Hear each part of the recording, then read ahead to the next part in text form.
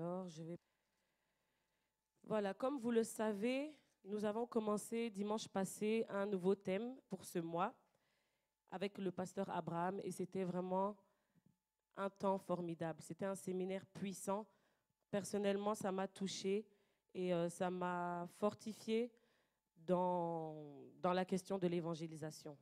Parce que je ne me sentais pas évangéliste, aller parler dans la rue, ce n'est pas mon truc, je suis un peu réservée, un peu timide. Et le message qu'il a apporté, ça m'a fait du bien. Je me suis rendu compte qu'à mon échelle, je peux évangéliser. Je n'ai pas besoin de crier dans le bus, dans le tram. Je peux évangéliser simplement en racontant mon témoignage à un collègue, à quelqu'un, en parlant, en discutant, et ça peut vraiment toucher une vie. Amen. Alors, je vais juste un peu récapituler ce qu'on a vu avec le pasteur Abraham la semaine passée. Nous avons vu que Jésus est venu apporter la réconciliation. Ce que Jésus est venu apporter dans le monde, c'est la réconciliation. Il n'est pas venu donner une nouvelle religion, mais il est venu nous réconcilier avec Dieu. Parce que l'être humain s'est séparé de Dieu, l'être humain s'est éloigné de Dieu, et Jésus est venu nous réconcilier avec Dieu. Amen. Et on a vu 3 points essentiels autour de l'évangélisation. Il a parlé premièrement de l'inspiration. Évangéliser, c'est inspirer les autres. Et il nous a posé la question, est-ce que ta vie inspire le royaume de Dieu? Il nous a expliqué que nous-mêmes, nous devons être le message. Les gens, en nous voyant, ils vont se poser des questions, mais pourquoi lui, pourquoi elle est différente? Nous-mêmes, nous sommes le message. Et ça m'a vraiment encouragée. Deuxième point qu'on a vu avec lui, c'est la manifestation du Christ vivant. On a vu que nous sommes des témoins. Il nous a posé la question, est-ce que vous étiez là quand Jésus est mort à la croix? On a répondu non. On n'était pas des témoins oculaires. On n'était pas là. Il ne nous est pas apparu. Il y a des gens à qui il apparaît, tant mieux. Mais moi, personnellement, je ne l'ai pas vu dans ma chambre ou quoi. Mais nous sommes des témoins. Nous sommes des témoins. Et ce n'est pas notre ministère, mais c'est le ministère de Jésus qui se prolonge en nous. Nous sommes témoins de ce que Dieu fait dans nos vies. Moi, personnellement, je suis témoin de la guérison. Quand j'avais 15 ans, je suis tombée gravement malade, hospitalisée des mois à l'hôpital, tous les poumons infectés, les 2. D'ailleurs, il se demandait, mais comment elle se tient debout avec ces poumons-là? Le médecin me dit, on meurt avec une infection. Mais toi, c'est tous tes poumons qui sont infectés. Il me crie dessus carrément. Il dit, j'ai jamais vu ça en 33 ans de carrière. Je lui dis, mais moi, je ne sais pas. Et j'ai été témoin de ce que Jésus a fait, de la guérison divine. Moi qui ne pouvais plus courir, qui marchais, j'étais essoufflée. J'ai pu reprendre le sport. D'ailleurs, maintenant, je fais du sport avec un coach. Et ça, c'est parce que Jésus m'a guéri. J'ai été témoin de sa guérison dans ma vie. Donc, il nous a expliqué que nous sommes témoins à notre échelle. Amen. Nous sommes témoins. Nous pouvons tous ici témoigner de ce que Jésus a fait. Au moins une chose dans sa vie. Au moins une chose. Et enfin, on a vu, comme 3e point, est-ce que tu peux faire des notes? Ça fait du bien. On a vu en 3e point, le règne de Dieu se répand autour de nous par notre transformation. Quand nous sommes transformés, ça donne la possibilité aux autres de se transformer. Tout le monde se rappelle de ce qu'on avait vu dimanche passé. Et aujourd'hui, nous allons lire Jean chapitre 4, tout le chapitre. Non, pardon, pas tout le chapitre. Du verset 1 au verset 42. Jean chapitre 4, verset 1 à verset 42. Nous allons voir le thème, le sous-thème, évangéliser par le témoignage. Nous pouvons évangéliser par notre témoignage. Et parfois, c'est ça même qui parle plus, qui touche plus. Amen. Alors, je vais lire, je ne sais pas si c'est... Je vais lire déjà. Vous pouvez prendre dans vos Bibles Jean chapitre 4, versets 1 à 42. Je lis. Le Seigneur sut que les pharisiens avaient appris qu'il faisait et baptisait plus de disciples que Jean. Toutefois, Jésus ne baptisait pas lui-même, mais c'était ses disciples. Alors, il quitta la Judée et repartit pour la Galilée. Or, il fallait qu'il traverse la Samarie. Vous pouvez souligner, il fallait qu'il traverse la Samarie. Il arriva donc dans une ville de Samarie nommée Sichar, près du champ que Jacob avait donné à Joseph, son fils. On connaît Jacob et Joseph, cette histoire-là, il y avait un puits que Jacob a donné à son fils Joseph. Et là se trouvait le puits de Jacob.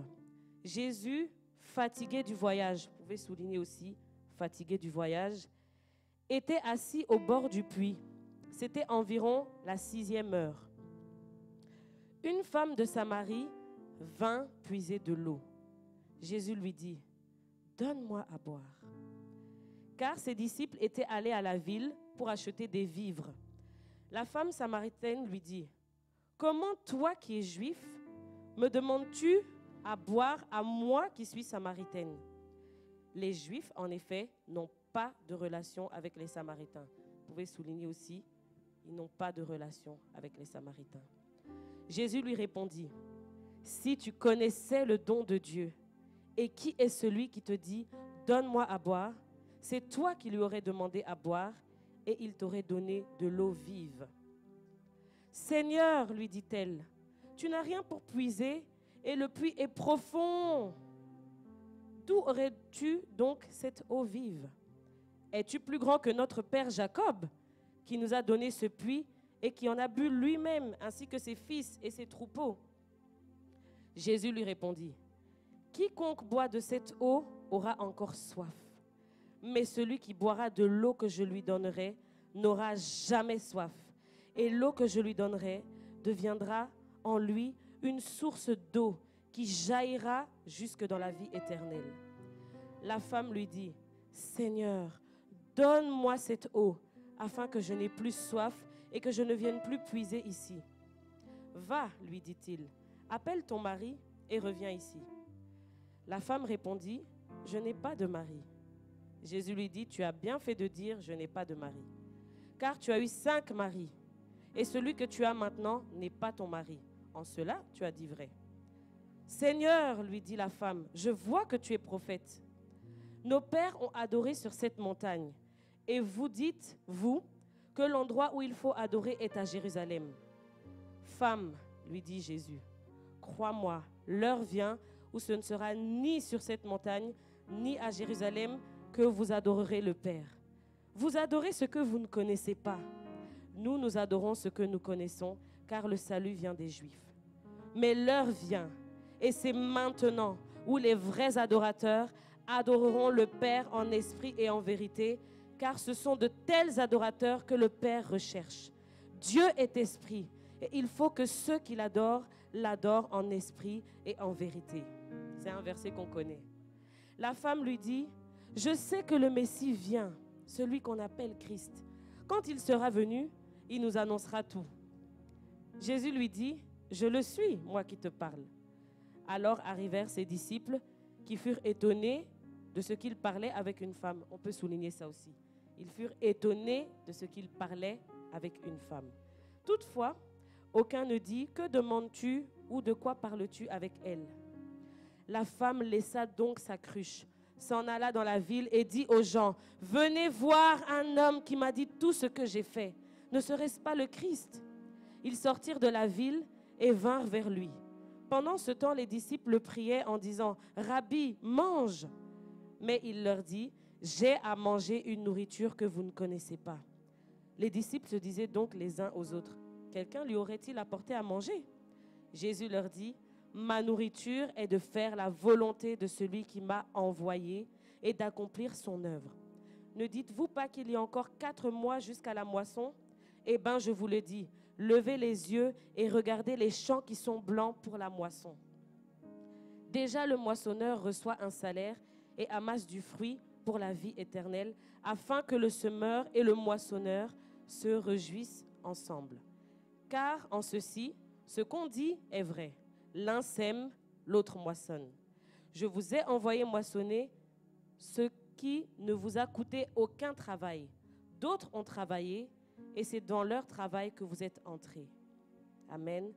Plusieurs Samaritains de cette ville crurent en Jésus-Christ à cause de la parole de la femme qui rendait ce témoignage. Il m'a dit tout ce que j'ai fait. Aussi, quand les Samaritains vinrent à lui, ils le prièrent de rester auprès d'eux, et il resta 2 jours. Ils furent encore beaucoup plus nombreux à croire à cause de sa parole. Et il disait à la femme, « Ce n'est plus à cause de tes dires que nous croyons, car nous l'avons entendu nous-mêmes et nous savons que c'est vraiment lui le sauveur du monde. » Amen, amen. On peut acclamer la parole de Dieu qui est puissante. Alléluia. Donc, dans le passage qu'on vient de lire, on va un peu resituer le contexte. Jésus a commencé son ministère en Judée et puis il a voyagé pas mal. Il a été en Galilée pour les noces de Cana qu'on connaît, où il a fait le miracle, le premier miracle. Ensuite, il est parti à Jérusalem, puis il est retourné en Judée. Et c'est là, au chapitre 4, il est en Judée et il quitte la Judée pour se rendre en Galilée. Et en ce temps-là, il y avait 3 régions superposées, l'une au-dessus de l'autre. Il y avait la Judée du sud, la Samarie au-dessus et la Galilée du sud. Et le chemin le plus simple pour aller de la Judée en Galilée, c'était de traverser la Samarie. Mais les Juifs pieux, les Juifs, vraiment les vrais Juifs pieux, ils évitaient la Samarie parce qu'ils la considéraient comme impure. Ils préféraient carrément passer par l'est en traversant le Jourdain. Ils montaient vers le nord, ils retournaient sur le Jourdain et ensuite ils se retrouvaient en Galilée. Donc ils préféraient faire carrément un détour que de passer par la Samarie. C'est pourquoi c'est très important quand la Bible nous dit que Jésus, qu'il fallait qu'il traverse la Samarie, c'est pour une raison. C'est parce que normalement, à cette époque, les gens auraient tout fait pour éviter cette région-là. Parce que les Juifs et les Samaritains ne s'entendaient pas du tout. Mais alors, pas du tout. Ils ne parlaient même pas ensemble. C'est-à-dire, on se croise, même pas bonjour, à tel point qu'ils ne se parlaient pas ensemble. Ils étaient en désaccord sur beaucoup de choses, comme par exemple, les Samaritains n'acceptaient que les 5 premiers livres de l'Ancien Testament. Tout le reste, ils n'acceptaient pas. Ils étaient aussi en désaccord sur la question du temple. Pour les Juifs, le temple, c'est à Jérusalem. Et pour les Samaritains, eux, ils ont bâti leur propre temple sur le mont Garizim, sur la montagne là dont elle parle. Et certains commentateurs comparent le conflit qu'il y avait à cette époque à celui d'Israël et la Palestine aujourd'hui, pour que vous voyez à quel point il y avait un conflit et à quel point c'était compliqué. Donc voilà pourquoi la Bible dit qu'il fallait qu'il passe par la Samarie. Parce qu'elle ne le savait pas, mais il y a une femme là-bas qui avait un rendez-vous divin avec le roi des rois. Amen. Donc malgré ce contexte, Jésus passe par la Samarie. Et il s'arrête dans cette ville de Sichar, car il est fatigué et il a soif. À l'époque, il n'y avait pas tout le confort qu'on a aujourd'hui. On a des voitures, on a même des bus et des trains gratuits ici au Luxembourg. Sur l'autoroute, quand on a soif, on s'arrête juste à une station d'essence, on se dégourdit les jambes, on achète à manger, on boit un café et puis on reprend le voyage et on dit oh, on est fatigué. Mais là, Jésus, ce n'était pas ça. Il avait soif parce qu'il était fatigué. Et cette femme, elle avait l'eau dont Jésus avait besoin. Mais Jésus, lui, à son tour, il avait quelque chose dont elle avait besoin. C'est juste qu'elle ne le savait pas. Alors, Jésus vient pour puiser de l'eau, comme on a dit. Il avait soif. Il était midi. La version qu'on a lue, ils disent la 6e heure, mais d'autres versions disent à midi. Et j'ai lu l'explication, la 6e heure correspond à midi. Je ne sais plus comment ils faisaient leur calcul, mais ça veut dire qu'il était midi. Et le soleil brillait fort, il faisait chaud. Jésus est assis sur le bord du puits. Et à ce moment précis, quand la femme arrive et que Jésus est sur le bord du puits, il y a 3 murs invisibles entre Jésus et la femme. Il y a le mur de la religion, il y a le mur du genre, lui c'est un homme, elle c'est une femme. Et troisièmement, lui il est juif, elle est samaritaine. Donc il y a 3 obstacles entre Jésus et cette femme, des obstacles invisibles. Et c'était impensable ce que Jésus a fait là à cette époque. C'était même pas imaginable. Mais Jésus saisit l'occasion qui lui est offerte et il fait une chose impensable pour cette époque. Il vient casser les codes, il vient briser les barrières et il lui dit, donne-moi à boire. Il lui dit, donne-moi à boire. Un juif qui parle avec une samaritaine, c'est pas normal. Un homme qui parle avec une femme en public comme ça, c'est problématique. Et qu'un juif boive dans une coupe samaritaine, ça aussi c'est impensable. Parce que pour eux, c'était impur. Je ne peux même pas boire dans ta coupe. Mais Jésus casse tout ça, il brise toutes ces barrières, tous ces codes. Et il saisit l'opportunité qui s'offre à lui. Donc le premier point que nous pouvons noter, c'est saisir l'opportunité. Amen. Nous pouvons saisir l'opportunité. Il y a toujours une opportunité qui s'offre à nous. Je ne sais pas si vous aussi, comme moi, parfois vous vous dites, oh, l'autre fois j'aurais dû parler de Jésus. Il y avait cette femme et je n'ai pas osé. Il y avait cette opportunité. Quand elle m'a dit, j'avais tel problème, j'aurais dû saisir et parler de Jésus. Parfois on a ce regret parce que c'est après qu'on se rend compte, mais il y avait l'occasion, il y avait l'opportunité, mais on ne l'a pas saisie. Et là, le premier point que je nous invite à noter, c'est qu'il faut saisir l'opportunité qui s'offre à nous. Parce qu'il y aura toujours des opportunités. Dieu envoie des personnes. Il envoie n'importe où. Même sur l'autoroute, tu t'arrêtes pour prendre quelque chose, tu fais tomber, pardon. Et la personne commence à parler, à t'expliquer. C'est une opportunité qui est devant toi. Amen. Le bishop Adama, il saisissait toute occasion. Toute occasion. Quand on est avec lui, là, parfois, au restaurant, au supermarché, dans la rue, partout, il va saisir l'occasion. Et nous, on est là, on attend. Il va dire, bonjour, gentille madame. Et directement, la femme sourit. Elle qui était fâchée, elle sourit. Bonjour, monsieur. Et il engage la conversation. Ça, c'est des petites choses qui m'ont marqué. Et je prie que Dieu m'aide à faire pareillement. Il va dire, comment allez-vous bien? Elle dit, je ne peux pas aller mal. Si vous me dites comment allez-vous bien, je vais bien. Et il profite, saisir l'opportunité. Il rebondit sur chaque occasion pour entamer la conversation. Un jour, il y a même une femme qui lui a dit, vous êtes fou? Il a dit, oui, je suis fou. Elle-même était choquée. Elle dit, mais vous êtes fou? Il dit, oui, je suis fou. Elle commence à rigoler. Elle qui était fâchée, elle commence à rigoler aux éclats et puis à parler. Et il engage la conversation. Donc, il saisissait toute occasion. Et je nous encourage ce matin, je me parle à moi-même aussi, saisissons les opportunités que Dieu met devant nous. Amen. Et la manière dont Dieu s'est adressé à cette femme, c'est une manière admirable. Donc, c'est lui qui donne en abondance, mais il s'abaisse jusqu'à lui demander de l'eau pour apaiser sa soif. Parfois, Dieu va emmener des gens vers nous et nous devons saisir l'occasion. Parfois, au travail, on parle, on discute et tout à coup, une personne va commencer à te confier ses problèmes. Une fois, j'étais choquée même du problème qu'il m'a confié. J'ai dit, on peut dire ça à quelqu'un.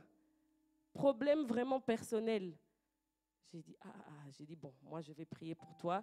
Je sais que tu ne crois pas en Dieu, mais moi je crois, je vais prier. Il a dit, oui, tu peux prier. Si vraiment Dieu fait, alors bon, peut-être que je vais croire. Mais l'occasion était là. Le problème est venu, donc il y a l'occasion, il faut prier. Et après, c'est le problème de Dieu. Moi, ce n'est pas mon problème. Moi, je fais et Dieu, tu t'occupes. Je ne peux même pas transformer les gens. Et il y a quelque temps, j'avais accompagné Madame André, Rebecca, pour... elle donne des ateliers autour de la colorimétrie, de comment s'affirmer dans son style, mais ça va plus loin. Et donc, je l'ai accompagnée pour l'aider à tenir les foulards, à faire ceci, cela. Et elle a donné un atelier à un groupe de plusieurs femmes, de plusieurs personnes. Et en discutant, il y a la question de religion qui est venue sur la table. C'est même pas nous qui avons parlé, c'est eux-mêmes. Oui, nanani, nanana. Et la fille elle commence à expliquer. Oui, bon, je ne comprends pas pourquoi c'est toujours compliqué pour moi. Pourtant, je crois fort, je sais qu'il y a quelqu'un, je sais qu'il y a quelque chose. Il y a l'occasion qui a été là. J'avoue, moi j'ai eu peur. Je n'ai rien dit. Mais Rebecca, elle a saisi l'opportunité. Avec courage, elle a parlé de Dieu. Elle a donné son témoignage. Et moi-même, j'étais bouche bée. J'ai dit, Elle a parlé avec force, avec conviction. Et Dieu lui a donné une révélation sur la situation de la femme. Et quand Rebecca a dit ça, elle a dit, oui, exactement, c'est ça. Et les paroles sont venues. Et bon, j'ai profité de parler aussi. J'ai dit, oui, c'est vrai, Dieu est bon. Mais ce n'est pas moi qui ai initié la conversation. Oui, c'est vrai. Et donc, Rebecca a saisi l'opportunité. Elle n'a pas attendu une seconde. Elle a parlé de Jésus. Et ça a touché le cœur de la fille. Elle a même demandé, mais où est-ce que je peux acheter une Bible et tout. On a parlé avec elle. Ça a duré quand même longtemps, cette conversation-là. Les autres, bon, n'étaient pas trop intéressés, sont partis, continuaient leurs occupations. Mais la fille est restée et elle avait besoin. Et elle dit, je ne sais pas, je sens une paix, je sens nanani, je sens... C'est le Saint-Esprit, nous on sait. Mais elle avait cette soif, elle avait besoin et il y avait l'occasion. Il y avait l'occasion. Et que Dieu te bénisse, Rebecca, d'avoir saisi l'occasion parce que tu as semé dans la vie d'une personne et tu ne sais pas le fruit que ça va produire plus tard. Amen. Amen, amen, amen. En tout cas, moi, ça m'a encouragée. J'ai dit, ouvre la bouche. Arrête de te cacher. La femme samaritaine ne sait pas encore qui est en face d'elle. Pour elle, c'est simplement un juif qui ose lui demander à boire. Déjà, ça, c'est trop. Mais elle ne sait pas qui est devant elle. Et quand les gens sont emmenés vers nous, ils vont sûrement penser que, oh, je suis juste une collègue, c'est juste ma voisine, c'est juste une inconnue, c'est juste quelqu'un. Mais ils ne savent pas qu'en nous, nous avons celui qui est capable de combler le vide qui est en eux. En nous, on a celui qui est capable d'étancher leur soif. Parce que les gens ont soif. Ils ont soif, mais ils ne savent pas. Ils ne savent pas mettre les mots dessus. Ils ne savent pas où aller. Mais il y a cette soif, il y a ce vide. Dans chaque être humain, il y a un vide que Dieu seul peut combler. Amen. Donc, premièrement, Jésus a saisi l'occasion qui s'est offerte à lui. Ensuite, le verset 10, Jésus lui répondit, « Si tu connaissais le don de Dieu et qui est celui qui te dit, donne-moi à boire, c'est toi qui lui aurais demandé à boire et il t'aurait donné l'eau vive. » Là, Jésus lui montre non seulement qu'il s'intéresse à elle, mais qu'il peut répondre à ses besoins qu'il connaît. Il connaît ses besoins. Et le don de Dieu dont Jésus parle là, il est pour tout le monde. Jean 3,16 nous dit, « Car Dieu a tant aimé le monde qu'il a donné son Fils unique, afin que quiconque là c'est tout le monde, afin que quiconque croit en lui ne périsse point, mais qu'il ait la vie éternelle. » Le don de Dieu, c'est pour tout le monde. Et dans ce même chapitre 3 de Jean, Jésus apporte ce don à un homme éminent, un pharisien, chef des Juifs. La Bible dit qu'il était le chef des Juifs, Nicodème, qui a reçu ce merveilleux message. Jésus lui avait donné le don de Dieu. Il lui a parlé du don de Dieu. Et ici, Jésus apporte ce même don de Dieu à une femme samaritaine, une étrangère. Au moins, Nicodème, il était juif. Jésus pouvait lui enseigner. Mais là, Jésus va jusqu'à enseigner à une étrangère qui est assoiffée moralement et spirituellement. Il avait dit à Nicodème, « Toi, tu es docteur d'Israël et tu ne sais pas cela. » Quand il lui a dit qu'il faut naître de nouveau. « Tu es docteur et tu ne sais pas cela. » Maintenant, il dit à cette femme, « Si tu connaissais le don de Dieu, si seulement tu connaissais. » Et quand Jésus est avec elle, il utilise un langage compréhensif. Il n'utilise pas de parabole, comme il pouvait le faire avec ses disciples, par exemple. Il n'utilise pas de langage compliqué. pour lui montrer, moi je suis le Messie, moi c'est moi qui ai les paroles de la vie. Non, il lui parle d'eau vive. L'eau vive, c'est un langage qu'elle peut comprendre parce qu'elle a l'habitude de venir puiser de l'eau. Elle sait, elle connaît l'importance de l'eau. C'est un élément qu'il peut utiliser pour lui faire comprendre son message. Et quand je préparais ce message, j'avais soif littéralement. J'avais tout à coup soif, j'ai envie de boire de l'eau. Et je me dis, ah, je comprends. La soif là qu'elle a, la soif que cette femme a dans son cœur, c'est pas physique, mais elle a une soif dans son cœur, dans son âme. Et on nous a enseigné ici, la semaine passée, que lorsqu'on veut parler de Jésus aux païens, on n'a pas besoin de changer de voix, de vouloir parler d'eschatologie, de vouloir parler de choses compliquées. Ça, ils ne vont pas comprendre. Ils ne vont pas comprendre. Ils sont voilés, ils ne vont pas comprendre. Parlons un langage compréhensif, un langage simple. Amen. Et l'eau vive dont Jésus lui parle, il parle de l'action du Saint-Esprit dans une âme. Il ne parle pas de l'eau physique. Et Jean chapitre 7, versets 37 à 39, nous l'explique. Jean chapitre 7, versets 37 à 39. Le dernier jour, le grand jour de la fête, Jésus debout s'écria, « Si quelqu'un a soif, qu'il vienne à moi et qu'il boive. Celui qui croit en moi, des fleuves d'eau vive couleront de son sein, comme dit l'Écriture. Il dit cela de l'Esprit qu'allaient recevoir ceux qui croiraient en lui, car l'Esprit n'était pas encore donné, parce que Jésus n'avait pas encore été glorifié. » Donc, il dit aux gens, si vous avez soif, venez à moi. Je vais étancher cette soif. Je vais vous donner de l'eau vive. Mais il parle du Saint-Esprit. Amen. Et si quelqu'un est asséché par la sécheresse du monde, il a besoin de venir au Seigneur Jésus qui peut lui donner cette eau vive dont il a besoin. Les gens ont besoin. Ils ont un besoin ardent. C'est juste qu'ils ne le savent pas. Ils essayent de le combler par toutes sortes de choses. Par toutes sortes de choses. J'ai une collègue qui, les animaux, c'est tout pour elle. Ses chiens, ses chats, c'est tout pour elle. Si elle perd, elle peut tomber en dépression parce que le chat est malade, le chien a quelque chose. Ils essayent de combler parce que elle m'a expliqué que au moins les animaux, ils aiment sincèrement, pas comme l'être humain. L'être humain est méchant. Elle a dit, elle préfère les animaux. Si elle avait l'occasion, elle allait vivre qu'avec les animaux. Ils sont gentils, ils t'aiment. Le chien, quand c'est ton chien, il est fidèle. Il est fidèle à son maître. Il est sincère. J'ai lu avant-hier ou hier, je ne sais plus, un chien qui a parcouru tellement de kilomètres pour chercher ses maîtres. C'était dans le journal, dans l'essentiel. Et je voyais les commentaires, waouh, ça c'est vraiment un chien formidable. Il aime ses maîtres. Non, les animaux, c'est des bonnes choses.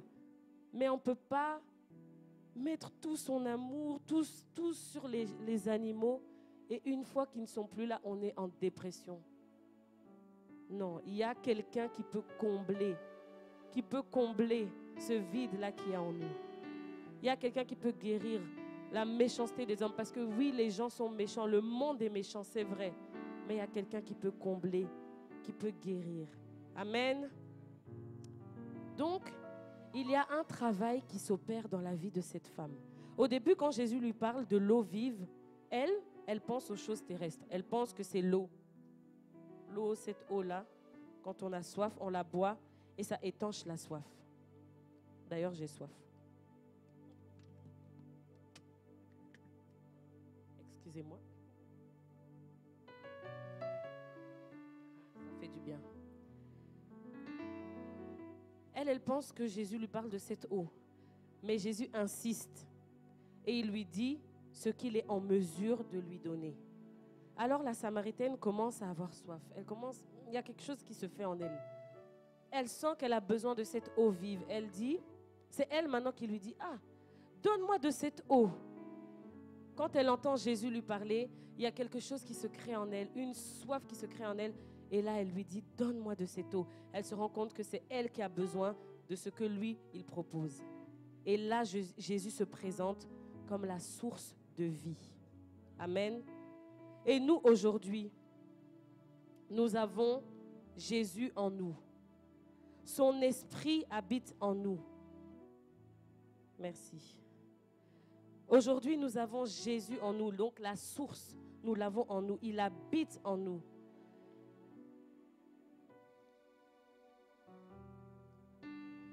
Et il y a des gens qui ont soif de ce qui est en nous. Il y a des gens qui ont soif. Parfois, quand vous discutez avec les gens, on se rend compte qu'ils ont soif. Ils ne s'en rendent pas compte. Et vous sentez que ce qui est en vous les attire. Ce qui est en vous les attire. Ils ne savent pas pourquoi, mais c'est toujours à toi qu'il va venir expliquer ses problèmes. Vous êtes plein de collègues. Il y a des gens plus intelligents, plus qualifiés. Mais je ne sais pas pourquoi, mais c'est à toi que j'ai envie de dire. Je ne sais pas, tu es toujours calme, tu n'as jamais peur, je ne sais pas comment tu fais, je ne sais pas. C'est Jésus. C'est Jésus. Et il y a cette chose-là qui attire, qui les attire à toi. L'autre jour, j'ai un collègue, ni d'Adam ni d'Ève, il est venu s'asseoir avec nous à table. Il commence à raconter ses problèmes. Non, d'abord, il dit, est-ce qu'il y a quelqu'un qui croit en Dieu? Je dis oui, moi, oui. Il dit, alors demande à ton Dieu s'il peut faire quelque chose parce que j'ai l'impression que tout va mal dans ma vie. On dirait que je suis maudit. Nanani, il commence à expliquer. J'ai dit, d'accord, je vais prier. Je vais prier. Parce que les autres collègues commençaient à parler, oui, mets du sel sur toi quand tu te laves le soir. J'ai dit, moi, il n'y a pas de ça, il n'y a pas de sel, moi, je prie juste. Et puis Dieu fait. Amen. Donc les gens ont soif, ils ont très très soif. Et Jésus n'est plus là physiquement, c'est nous qui le représentons. Il est en nous et nous avons cette chose-là dont ils ont besoin. Amen. Troisièmement, Jésus utilise la parole de connaissance. Il n'a pas juste parlé, je peux te donner l'eau vive, viens moi, non.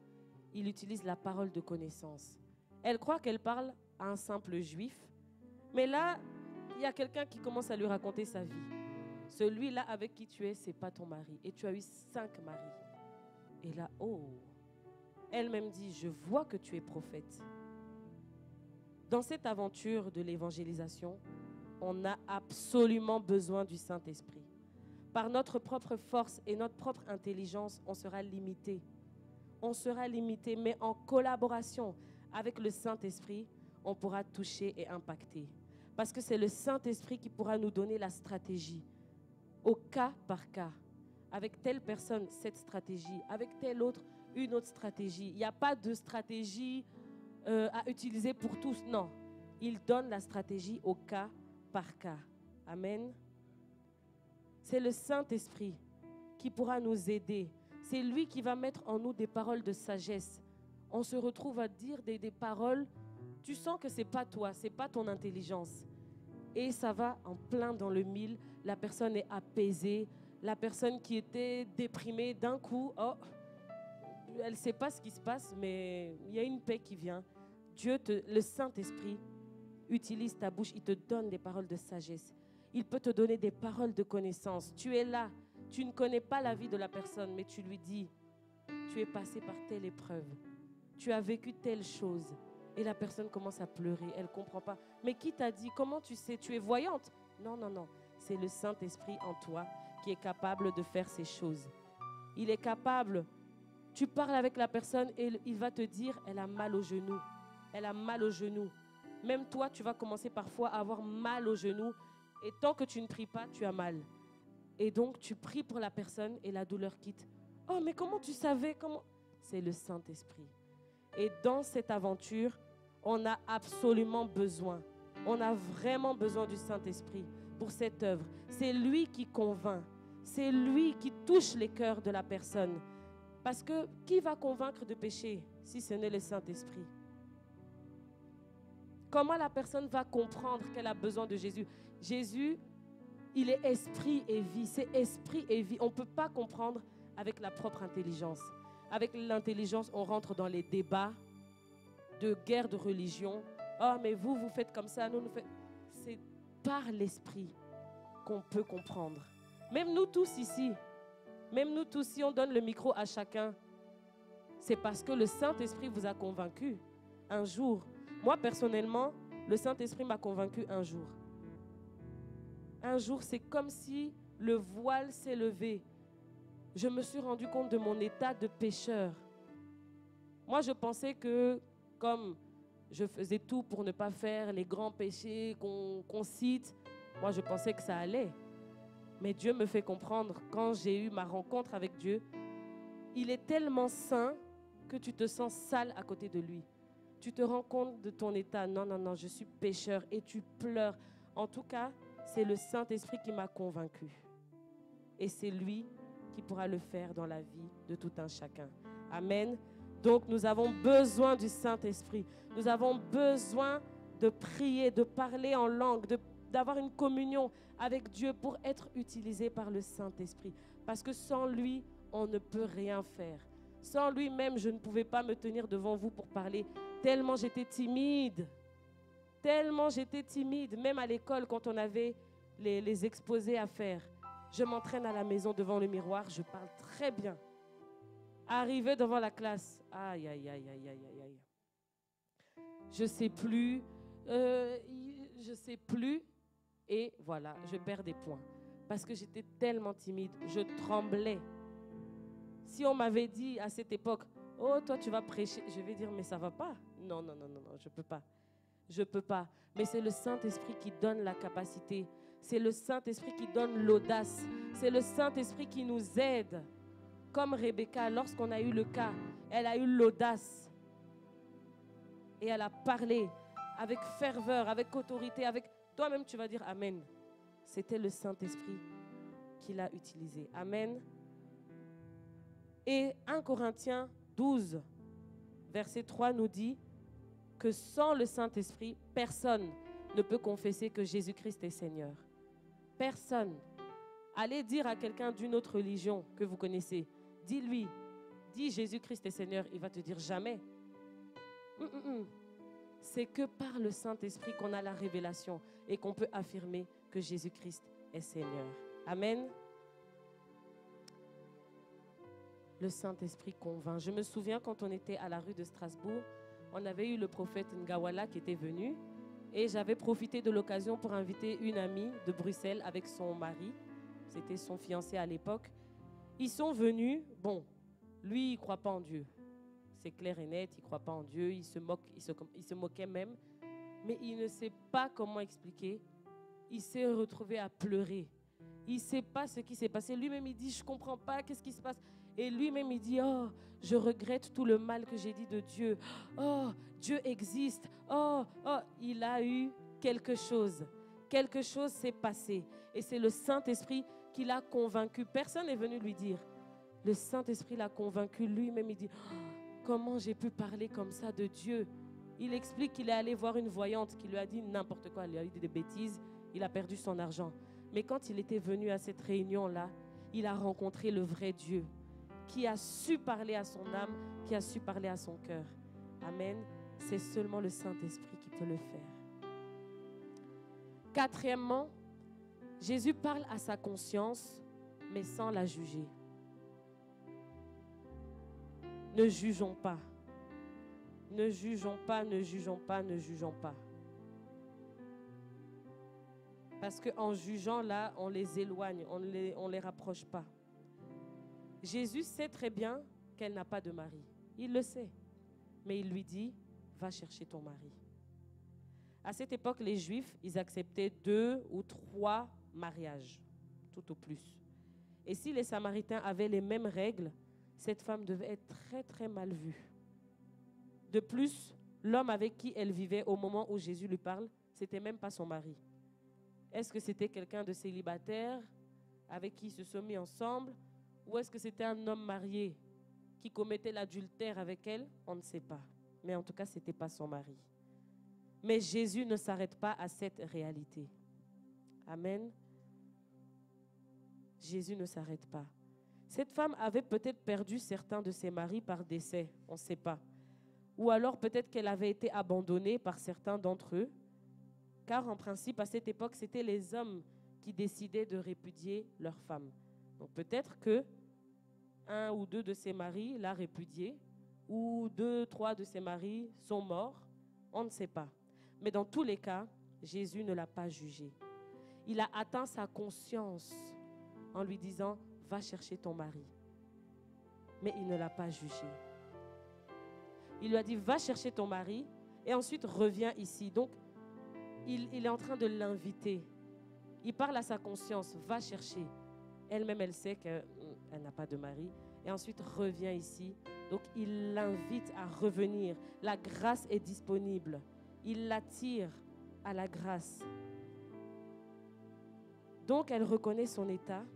Et elle-même dit, je vois que tu es prophète. Et avec Nicodème, au chapitre 3, Jésus n'avait abordé que les rudiments de la foi. Il lui a parlé de la nouvelle naissance, le salut par la nouvelle naissance.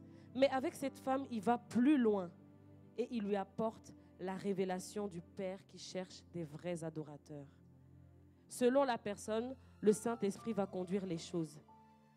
Il y a des conversations qui vont durer plus longtemps que d'autres.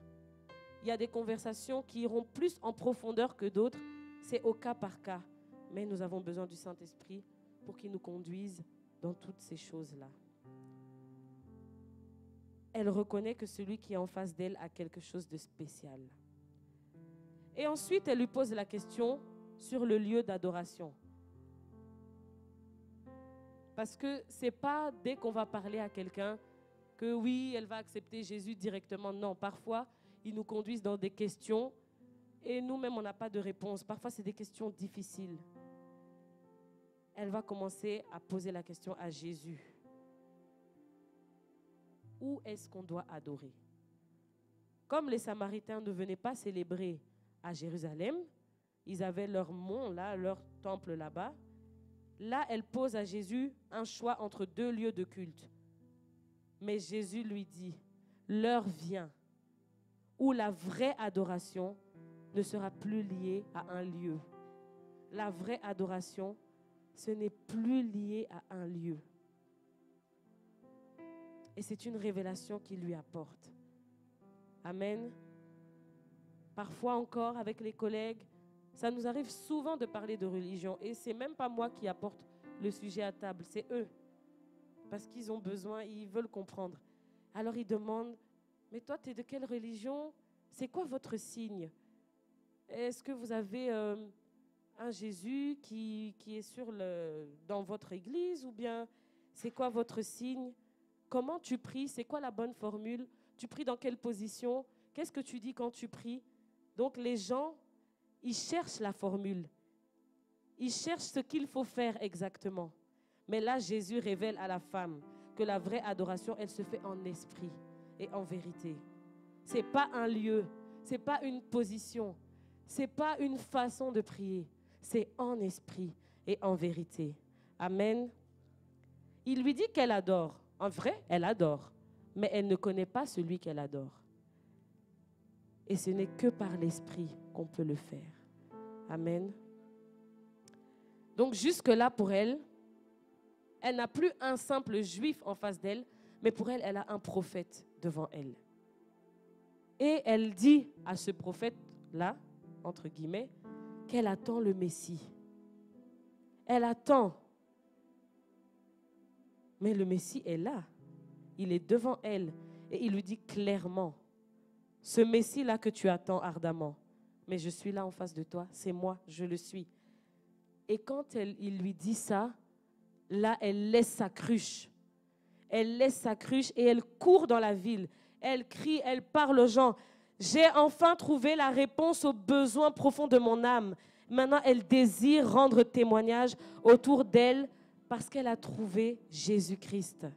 Elle s'adresse à ceux de sa propre ville, ceux qui connaissent sa vie de péché. Elle devait être connue pour sa vie de péché. C'est elle-même qui va leur dire, venez voir un homme qui m'a dit tout ce que j'ai fait. Celui-ci n'est pas le Christ. Elle a cru ce que le Seigneur lui a dit et elle le confesse de sa bouche devant les hommes. C'est le signe d'une vraie conversion. Celui qui croit et qui confessera de sa bouche, il sera sauvé. Amen. Elle n'est pas partie. Oui, on peut acclamer le Seigneur. Alléluia. Elle n'est pas partie parler de théologie. Elle n'est pas partie dire oui. Elle n'est pas partie théologiser. Je ne sais pas si ça se dit. Théologiser. Elle a parlé de sa rencontre avec le Messie. Et on nous a enseigné ici que ce que les gens ont besoin, c'est de savoir, c'est d'entendre cette rencontre qu'on a eue avec Jésus. C'est ça qui va transformer. On a même eu un atelier ici, on avait des groupes où on devait faire l'exercice de parler de notre rencontre avec Jésus en moins de 2 minutes. On s'exerçait à le faire, comme ça en situation réelle, on sait un peu comment l'apporter. Parce que parfois, on ne sait pas comment le faire, on va s'étaler, on va perdre du temps dans des détails qui ne sont pas importants. Or, la personne a besoin de ce qui est essentiel. Amen. Et je vais vous inviter à noter 3 questions que nous pouvons nous poser nous-mêmes et ça va nous aider à témoigner. Première question, comment était ma vie avant Jésus? Comment est-ce que ma vie était avant que Jésus ne vienne? Et là, vous pouvez vous exercer, vous pouvez noter, prendre une feuille, noter la vie que vous aviez sans trop entrer dans les détails. Pas expliquer, oh j'étais prostituée, je faisais... Non, pas besoin de rentrer dans tous les détails, mais tu peux expliquer que ta vie n'était pas si bonne que ça, que peut-être tu allais d'homme en homme parce que tu n'as pas eu de relation avec ton père et ça t'a manqué. Et quand un homme vient et qu'il te dit que tu es belle, c'est comme ça que tu te sentais valorisée. Tu avais ce besoin. Et cette personne va peut-être se sentir concernée. Elle va dire, ah oui, c'est vrai. Je vais d'homme en homme, mais je ne suis jamais satisfaite. Amen. Donc, comment était ma vie avant Jésus? Tu peux expliquer. Même si tu étais chrétien, même si tu es né dans une famille chrétienne, ma vie était fade, elle était comme ça, j'allais par religion, j'allais parce qu'il fallait accompagner les parents, mais je ne comprenais pas vraiment. Ça aussi, ça peut parler. Juste expliquer comment ma vie était avant Jésus. Deuxième question, comment Jésus m'a-t-il conduit à lui? Comment est-ce que je l'ai rencontré concrètement? Est-ce qu'il est apparu dans ma chambre? Est-ce que c'est quelqu'un qui m'a parlé de Jésus et ça a touché mon cœur? Est-ce que je suis allée dans une église, j'ai entendu la prédication et c'est comme si on me parlait à moi? Comment est-ce que Jésus t'a-t-il conduit à lui? Et troisième question que tu peux te poser, comment ma vie est depuis que j'ai rencontré Jésus? Donc il y a l'avant, il y a la rencontre et il y a l'après. Tu peux expliquer. J'allais d'homme en homme, mais un jour j'ai rencontré Jésus. Il a comblé le vide qui est en moi et je ne ressens plus le besoin maintenant d'aller vers les hommes. Je ne ressens plus ce besoin. Je suis comblée. Tu peux expliquer. J'allais avant par formalité à l'église, mais un jour il s'est révélé à moi et aujourd'hui je ne vais plus par formalité, je vais parce que j'ai le désir de le rencontrer, j'ai le désir de le servir. Il a transformé ma vie. Il y a un avant et un après. Amen. Et c'est ça qui va toucher les gens. C'est ça qui va toucher les gens. Jésus m'a guéri. Jésus m'a transformé. Jésus a enlevé la colère qui était en moi. Et cette personne va se dire, ah bon, on peut guérir de la colère? Oui, c'est possible. Amen.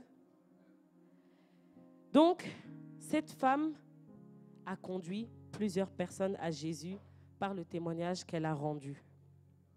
Je dirais même qu'il y a eu une double évangélisation. Jésus a évangélisé cette femme, il s'est révélé à elle, et ensuite elle-même, elle est partie évangéliser les autres. Elle a raconté ce qu'il a fait pour elle. Et quand elle est partie raconter aux autres, c'est comme si elle s'effaçait, elle disparaissait pour laisser place au Seigneur. À la fin, ils disent, ce n'est plus à cause de ce que tu as dit qu'on croit, mais c'est à cause de ce que nous avons entendu. Au début, peut-être les gens vont venir parce que tu as parlé de Jésus, mais quand ils vont rencontrer réellement Jésus, quand Jésus va transformer leur vie, ça ne sera plus à cause de ce que tu dis, ça sera du vécu. Amen. On présente Jésus aux gens et c'est Jésus qui transforme, c'est Jésus qui rencontre personnellement. Amen. Et quand Jésus se révèle à quelqu'un, la vie change. la vie change, tout prend un sens. C'est comme si on enlève un voile de nos yeux. Parce que c'est une chose de venir à l'église tous les dimanches et c'est une autre chose que d'avoir rencontré personnellement Jésus-Christ. Amen. Même si on est né dans l'église, même si on est enfant de pasteur, c'est une autre chose de rencontrer Jésus personnellement. Amen. Alléluia. Quand on évangélise, ça peut marcher le jour même, tout comme ça peut prendre du temps. La personne peut dire « je m'en fous, je ne veux pas écouter ». Mais là, au moins, on a fait notre part.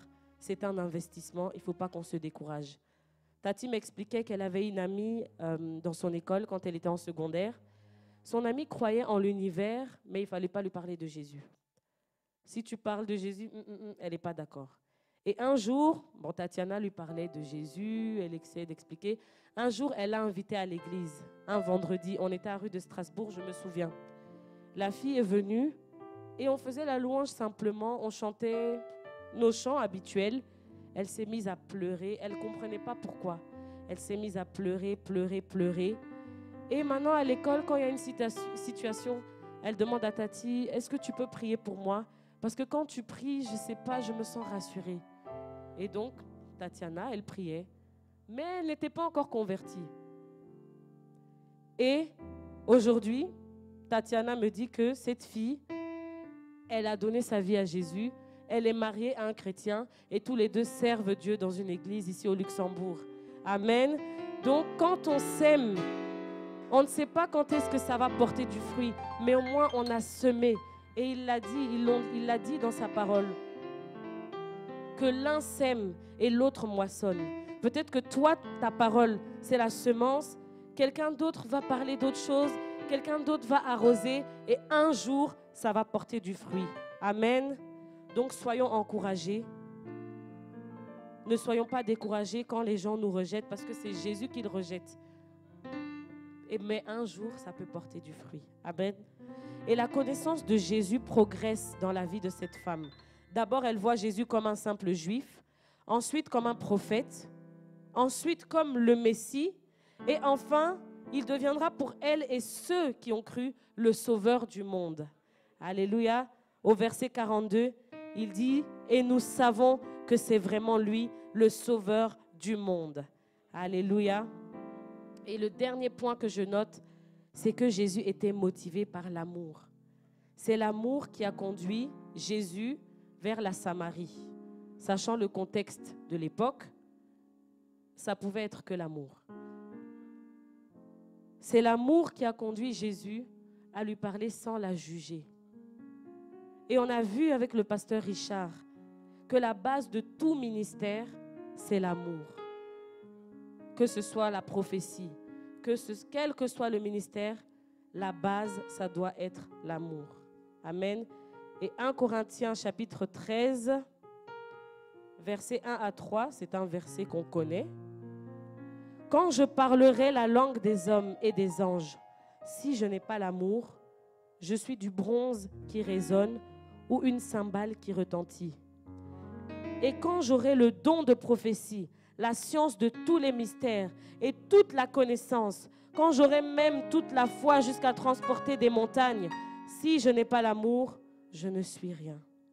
Et quand je distribuerai tous mes biens pour la nourriture des pauvres, quand je livrerai même mon corps pour être brûlé, si je n'ai pas l'amour, cela ne me sert à rien. » Amen. C'est l'amour pour les âmes qui va nous pousser à nous mettre à genoux et à prier pour eux. C'est l'amour pour les âmes qui va nous pousser à témoigner, à voir au-delà des apparences. On nous a expliqué ici que les enjeux sont trop importants pour qu'on s'arrête à l'apparence. Oh, tu as des boucles d'oreilles, tu as des tresses, regarde comment tu es habillé. Jésus, il a donné sa vie. L'enjeu est trop important pour qu'on s'arrête à ça. Amen. On a vu avec le pasteur Abraham que quand le royaume de Dieu arrive dans notre vie, il restaure l'harmonie intérieure. Et nous avons vu aussi que nous ne devons pas mettre de mur là où Jésus a mis un pont. Amen. Jésus n'est pas venu instaurer une religion, mais il est venu restaurer la relation entre l'homme et Dieu. Il est venu restaurer même notre propre relation entre nous et nous-mêmes. Et à travers des rencontres de personnes avec Jésus dans la Bible, on se rend compte que les gens de l'époque sont semblables aux gens d'aujourd'hui. Les temps changent, mais le cœur humain reste le cœur humain. Les gens ont les mêmes espoirs, les mêmes doutes, les mêmes luttes. Ils ont cette même soif en eux. Alléluia. Et donc, aujourd'hui, Dieu nous encourage. Dieu nous encourage premièrement. Comment est-ce qu'on pourra impacter? Comment est-ce qu'on pourra évangéliser par notre témoignage? Premièrement, en saisissant les opportunités qui se présentent à nous. Deuxièmement, en présentant le don de Dieu. Et le don de Dieu, c'est Jésus-Christ. Troisièmement, en collaborant avec le Saint-Esprit. Parce que sans lui, on sera limité. Quatrièmement, en étant tolérant, en ne jugeant pas. Jésus n'a pas jugé. Et cinquièmement, en étant conduit par l'amour. Amen. C'est comme ça qu'on pourra y arriver. Alléluia. Nous pouvons nous lever, nous allons prier. Ce message s'adresse à tout le monde. Si tu ne connais pas Jésus, ce message s'adresse à toi. Si tu connais Jésus, ce message s'adresse aussi à toi. Ou si tu as eu l'habitude de venir à l'église, mais tu te rends compte que tu n'as jamais eu vraiment de rencontre personnelle, quand on te demande c'est quand ta rencontre, tu cherches, tu ne sais pas trop expliquer. Bon, je viens parce que je viens, mais je n'ai jamais vraiment rencontré. Ce message aussi est pour toi. Amen. Alors nous allons prier. Nous allons prier parce que le Seigneur Jésus est là. D'abord, je vais faire l'appel. Si quelqu'un dans la salle a été touché par ce message et se rend compte qu'il n'a jamais rencontré Jésus personnellement. Si le message là, quand tu l'entends, c'est comme si Jésus te parle, c'est comme si Jésus te dit « Hey, tu ne m'as jamais rencontré. C'est vrai que tu viens à l'église, mais tu ne m'as jamais rencontré. » Si ça te parle de cette manière, alors sache que le Seigneur t'invite, il te tend la main. Alléluia. Je vais faire ce premier appel. Si quelqu'un n'a jamais rencontré personnellement Jésus, il peut lever la main, nous allons prier ensemble. Sache qu'aujourd'hui, Jésus est en train de te parler. Jésus est en train de t'attirer à lui. Il veut étancher la soif qu'il y a dans ton cœur. Amen. S'il y a quelqu'un dans ce cas de figure, vous pouvez lever la main, nous allons prier. Ou si nous connaissons tous Jésus, alléluia. Nous allons prier pour la sœur qui a levé la main. Alléluia. Jésus est présent et Jésus veut attirer, veut étancher la soif. Alléluia. Nous allons prier. Père éternel, je te prie, Seigneur, pour ta fille. Je te prie, Seigneur, pour ta sœur qui reconnaît aujourd'hui qu'elle ne t'a jamais vraiment rencontré, Seigneur. Ô Père éternel, il n'y a que toi qui puisses étancher la soif. Quand tu entres dans la vie de quelqu'un, Seigneur, tu transformes cette personne. Tu restaures sa relation avec le Père. Tu es capable de restaurer l'harmonie à l'intérieur, Seigneur. Ta fille vient devant toi ce matin. Elle vient devant ta présence telle qu'elle est, Seigneur, et elle reconnaît qu'elle ne t'a jamais rencontré. Seigneur, ce matin, je te prie de toucher son cœur. Je te prie de toucher sa vie, Seigneur. Saint-Esprit de Dieu, toi qui convaincs de péché, de justice et de jugement. Seigneur, je te prie de faire ton œuvre dans son cœur au nom de Jésus-Christ. Que tu puisses étancher la soif de son cœur, Seigneur, parce que ce matin, tu lui tends la main. Ce matin, Seigneur, tu lui dis que tu l'aimes. Ce matin, Seigneur, tu lui dis que tu es mort pour elle. Ce matin, Seigneur, tu lui dis que tu es là pour elle. Tu veux la relever, tu veux la fortifier, tu veux la restaurer, tu veux étancher la soif de son cœur. Tu veux combler le vide de son cœur. Ce matin, Seigneur, je viens t'apporter ta fille. Je viens t'apporter ta servante. Seigneur, révèle-toi personnellement à elle. Manifeste-toi dans sa vie, Seigneur. Alors que nous prions que les paroles puissent résonner dans son âme, puissent retentir dans son esprit et qu'elle puisse avoir la conviction que Jésus-Christ Jésus-Christ est Seigneur, que Jésus-Christ est mort pour elle, que Jésus-Christ a payé le prix pour elle et qu'il la valorise aujourd'hui. Le Seigneur te valorise ce matin. Le Seigneur te valorise ce matin.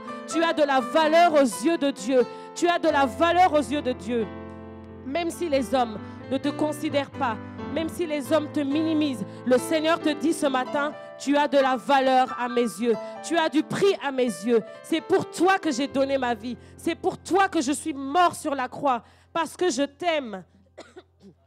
Et parce que tu as du prix à mes yeux. C'est parce que tu as du prix à mes yeux que ce matin j'ai parlé à ton cœur. Je veux te restaurer.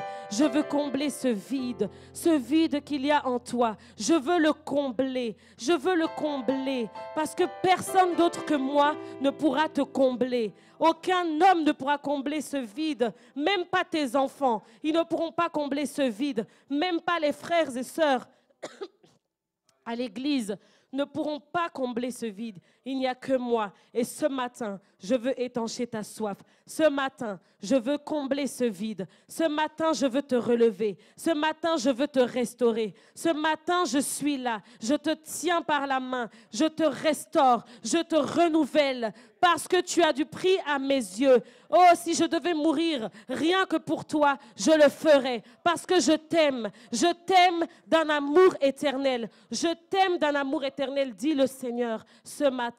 Alléluia. Au nom de Jésus-Christ. Merci Saint-Esprit. Merci Seigneur. Merci Seigneur. Merci Seigneur pour ta présence ce matin. Merci Seigneur pour ta présence ce matin. Alléluia. Et nous allons prier pour ceux qui connaissent déjà Jésus-Christ. Que Dieu, que le Saint-Esprit puisse nous aider à témoigner de Jésus-Christ. Que le Saint-Esprit puisse enlever toute timidité. Si comme moi, vous êtes timide de nature, que le Saint-Esprit puisse enlever cette timidité. Que le Saint-Esprit puisse collaborer avec vous. Nous allons prier et demander à Dieu, Seigneur, donne-moi des occasions, donne-moi des opportunités, que je puisse être la lumière du monde, que je puisse être un instrument entre tes mains que tu vas utiliser pour arracher des âmes de l'enfer. Fais de moi un instrument. Nous allons demander à Dieu qu'il puisse nous remplir de son esprit ce matin, nous remplir de son autorité, nous remplir de cette audace pour annoncer l'évangile, pour parler de Jésus, pour témoigner, qu'il puisse nous donner les mots, qu'il puisse nous donner le don. Prions ce matin au nom de Jésus-Christ. Père éternel, nous te prions ce matin. Saint-Esprit de Dieu, nous réalisons que sans toi, nous ne sommes rien. Sans toi, nous ne pouvons rien faire. Nous avons besoin de toi, Seigneur, pour accomplir cette mission. Nous avons besoin de toi, Seigneur, pour témoigner de Christ.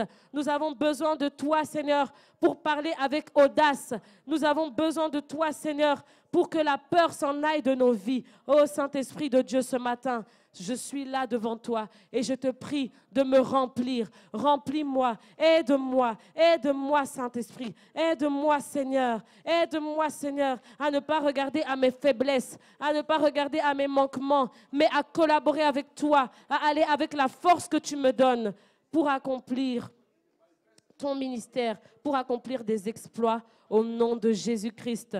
Et enfin, nous allons prier que le Seigneur puisse remplir nos cœurs d'amour. L'amour pour les âmes perdues, même si nous ne sommes pas des évangélistes, même si nous n'avons pas le ministère d'évangéliste, que le Seigneur puisse nous remplir de son amour. L'amour qui va nous pousser à mettre nos genoux à terre. L'amour qui va nous pousser à parler de Jésus au nom de Jésus. Père éternel, ce matin, je te prie de nous remplir de ton amour.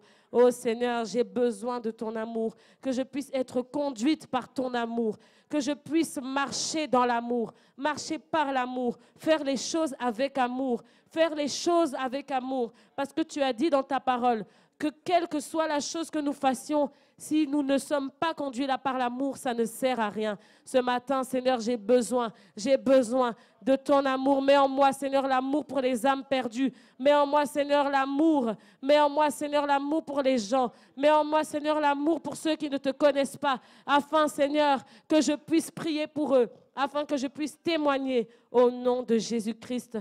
Nous t'avons ainsi prié. Amen, amen, amen. Que le Seigneur vous bénisse.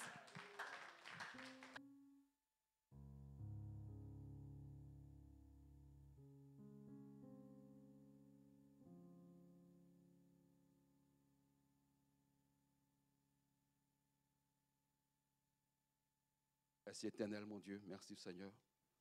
Ton amour est essentiel. Alléluia. Dieu est amour. Dieu est amour.